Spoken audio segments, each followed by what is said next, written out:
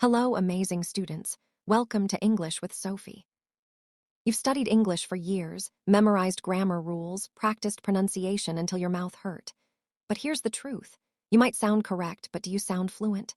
There's a secret language fluent speakers use without even thinking about it. These aren't textbook phrases. They're the idioms that make you sound confident, natural, and honestly, like you belong. You're about to learn 20 phrases that will transform how you speak English. Most learners don't even realize they're missing these. But you will. Keep track of how many you already knew. Let's find out if you're truly fluent or just getting by. Picture this: you walk into a meeting with new colleagues. Everyone's sitting quietly, checking their phones. The tension is thick. How do you make everyone comfortable? This is where native speakers use a brilliant phrase: break the ice. It means to make a situation relaxed and friendly, especially when people first meet. You might say, let's play a quick game to break the ice before we start. Or I told a joke to break the ice at the party. This phrase comes from ships breaking through ice to create a path. Now you're creating a path through awkward silence. What's your favorite way to break the ice with new people? Think about it, because sometimes the ice is already broken, and you need idiom number 2. Your coworker shows up late to the meeting again. You notice, everyone notices, but calling them out would make things uncomfortable. This is the perfect moment for let it slide. This phrase means to deliberately ignore a small mistake or problem without making a big deal about it. He was late again, but I let it slide this time. It shows you're confident enough not to sweat the small stuff. It demonstrates emotional maturity and social grace. Native speakers use this all the time because life's too short to fight every battle. But here's the thing: letting things slide works for small problems. What about when you actually mess up and everyone knows it? That's when you need the next phrase to save your reputation. You sent the email to the wrong person. You forgot the meeting. You accidentally insulted someone's favorite movie. Everyone's starring. What do? Native speakers don't make excuses, they own it. This phrase means to confidently accept responsibility for what happened, no excuses, no blaming others. Yeah, I completely forgot about the deadline. I own it and I'll fix it tomorrow. When you own your mistakes, people respect you more. It shows strength and authenticity. Fluent speakers know that owning it actually makes you look more confident, not less. It's the difference between sounding weak and sounding mature. But after you own something awkward, how do you move the conversation forward smoothly? That's where idiom 4 becomes your best friend. Awkward pauses kill conversations. You're talking about work, and suddenly there's nothing left to say. The silence grows. Native speakers have a magical tool for this. Speaking of, this phrase smoothly shifts topics like a professional conversation driver. Speaking of travel, did you see the new visa rules? Or speaking of coffee, there's a new cafe downtown. It feels so natural that nobody realizes you just changed the subject completely. This is how fluent speakers keep conversations flowing without those painful gaps. It's the oil that keeps the engine running. You sound smart, connected, and totally in control. Now that you sound smooth, let's make you sound impressive with the next phrase. You're in a discussion and someone says exactly what you were thinking, but way better. You want to agree, but saying, yes, I agree sounds robotic and boring. Native speakers say, you hit the nail on the head. This means someone said something exactly right, perfectly accurate. You hit the nail on the head. That's exactly what I meant. It comes from carpentry, where hitting the nail perfectly drives it in efficiently. When you use this phrase, you're not just agreeing, you're showing you're impressed. It adds emotion and energy to conversations. People love hearing this because it validates them. But what about when you don't actually agree? How do you disagree without sounding rude or creating conflict? Idiom 6 solves that beautifully. Someone shares an opinion you completely disagree with, but you want to stay polite and keep the relationship smooth. Native speakers use, I see where you're coming from. This phrase acknowledges someone's perspective without agreeing with it. I see where you're coming from, but here's another idea. It shows empathy and emotional intelligence. You're not attacking their view, you're simply adding yours. This is the mark of a fluent, mature speaker. It keeps doors open instead of slamming them shut. Disagreement doesn't have to mean conflict when you use phrases like this. You sound diplomatic, professional, and honestly, really smart. Now let's take it from polite to powerful with the next phrase about social awareness. Have you ever said something and immediately felt the energy in the room shift? Maybe you made a joke that landed wrong. Maybe you brought up a sensitive topic. Native speakers have a phrase for this awareness. Read the room. It means to sense people's mood and adjust your behavior accordingly. You really need to read the room before making jokes like that. When someone can't read the room, they seem socially clueless. But when you can read the room, you demonstrate maturity and emotional intelligence. You know when to speak and when to stay quiet. You feel the vibe. This is advanced social fluency that goes beyond vocabulary. Speaking of vibes, the next idiom makes you sound effortlessly cool and relaxed. Your friend cancels the dinner reservation. The movie you wanted is sold out. Plans fall apart constantly. Some people panic. Fluent speakers say, "Let's just go with the flow." This phrase means to stay relaxed and flexible when things change. We didn't plan much for the trip. We just went with the flow and had an amazing time. It shows you're confident enough not to control everything. You trust the process. You're easygoing but not careless.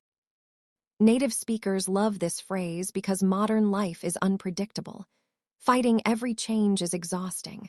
Going with the flow is the mindset of confident people. But life isn't always chill and relaxed. Sometimes you need to perform under pressure. That's when Idiom 9 kicks in. New job, first day, everyone's watching to see if you can handle it. The pressure is real. Native speakers describe success here as, hit the ground running. This phrase means to start fast and strong without needing much preparation. She hit the ground running on her first day and impressed everyone. It comes from soldiers jumping from vehicles and immediately running into action. When you hit the ground running, you show confidence, preparation, and ambition. Employers love people who can do this. It separates average workers from stars. But here's the reality. Even the strongest runners eventually get tired. What happens when you push too hard for too long? Idiom 10 describes that perfectly. You've been working nonstop for months. Every day feels the same. You used to love your job, but now you drag yourself to work. You're exhausted, unmotivated, empty. Native speakers have a phrase for this, burnout. It means to lose energy and motivation from working too hard for too long. I need a vacation. I'm completely burned out. This phrase shows self-awareness and honesty. Everyone burns out sometimes. Admitting it doesn't make you weak, it makes you human. Fluent speakers talk openly about burnout because mental health matters. It's okay to not be okay, but the beautiful thing about hitting bottom is that you can recover. Idiom 11 describes that comeback moment perfectly. After a rough week, a failed project, or personal struggles, you finally find your rhythm again. Native speakers say, "I'm back on track." This phrase means returning to focus, progress, or your normal routine after difficulties. After taking a week off, I'm finally back on track with my goals. It's about resilience and recovery. Everyone falls off track sometimes.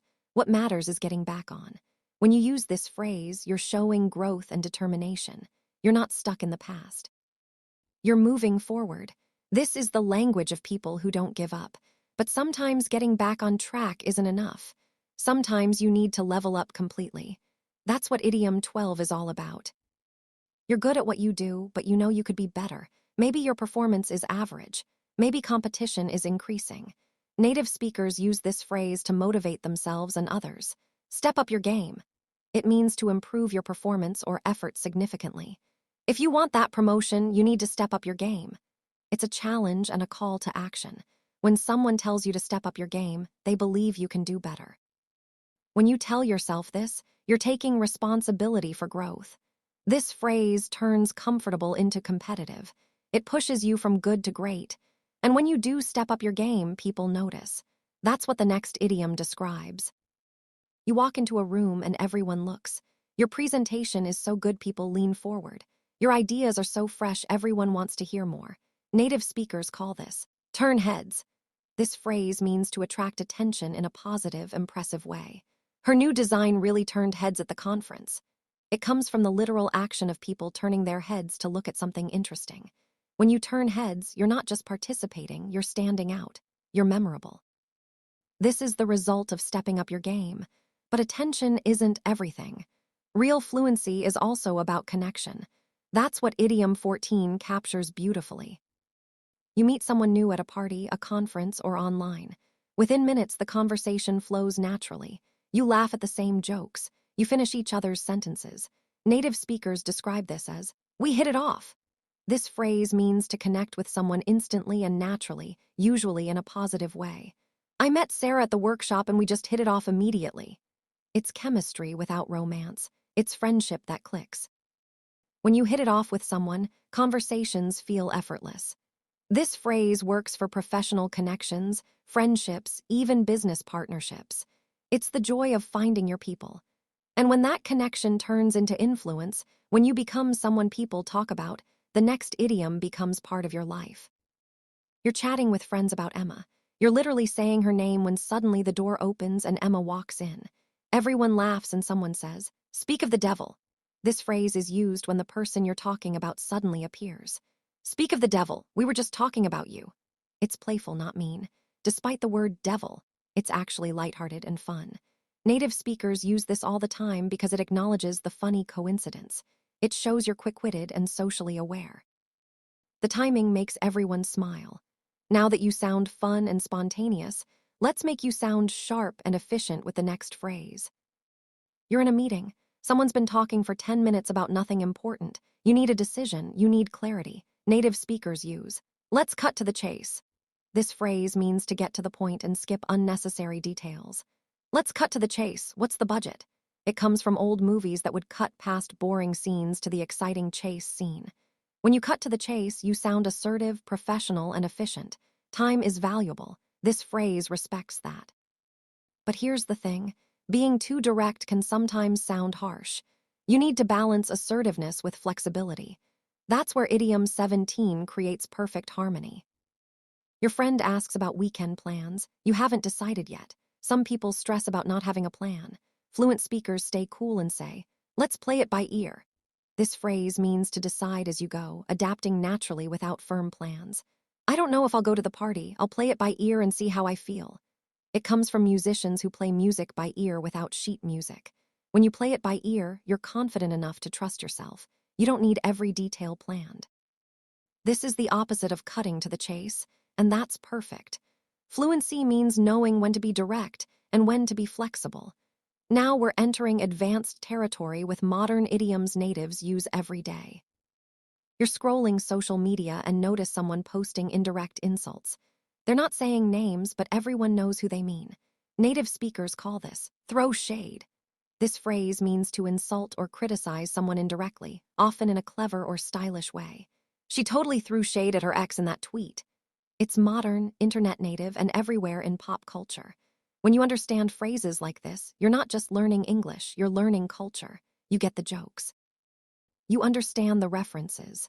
You're inside the conversation, not outside looking in. And if you can understand shade, you're ready for the next level of modern English. Remember that quiet kid from school who's now confident, successful, and stunning.